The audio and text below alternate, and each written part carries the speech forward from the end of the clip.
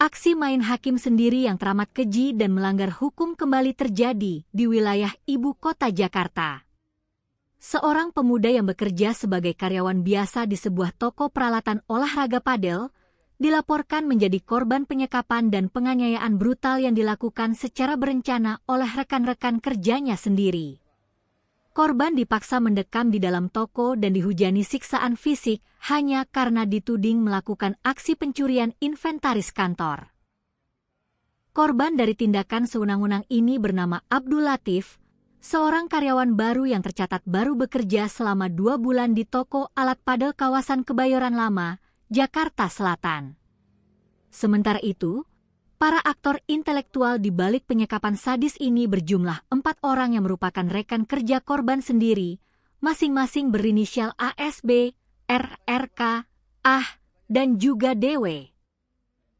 Dalam keterangan pers resminya pada Jumat, 26 Juni 2026, Kasih Humas Polres Metro Jakarta Selatan, AKP Joko Adiwibowo, membeberkan kronologi utuh dari kasus ini. Terungkapnya petaka ini bermula dari kepanikan luar biasa yang dirasakan oleh ibunda korban yang bernama Mahdalenah setelah mendapati anak laki-lakinya tidak kunjung pulang ke rumah dan hilang kontak sejak Senin, 22 Juni 2026. Ibunda korban resmi membuat laporan polisi setelah anaknya dijemput paksa oleh sekelompok orang dari rumah pada hari Senin, dan setelah 2 hari lamanya tidak kunjung pulang ke rumah serta tidak bisa dihubungi sama sekali, terang AKP Joko Adiwibowo di hadapan para wartawan.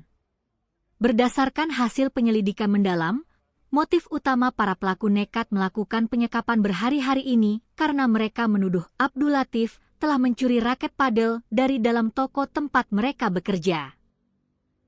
Alih-alih melaporkan dugaan pencurian tersebut ke pihak berwajib, para pelaku justru gelap mata dan memilih menyandra korban di dalam toko guna menuntut uang ganti rugi secara paksa sembari melayangkan intimidasi. Berbekal laporan resmi dari sang ibu pada Rabu, 24 Juni 2026, tim Opsnal Satreskrim Polres Metro Jakarta Selatan langsung bergerak cepat melakukan penggerebekan ke toko alat padel yang dimaksud. Di lokasi kejadian, polisi berhasil menyelamatkan korban Abdul Latif dari sekapan, sekaligus meringkus 4 orang terduga pelaku tanpa perlawanan berarti. Kami sudah melakukan serangkaian penyelidikan intensif hingga kasus ini resmi dinaikkan ke tahap penyidikan, serta menetapkan 4 orang tersebut sebagai tersangka utama, tegas AKP Joko Adiwibowo. Saat ini, keempat pelaku telah dijebloskan ke dalam rumah tahanan atau rutan Polres Metro Jakarta Selatan guna mempertanggungjawabkan perbuatan mereka.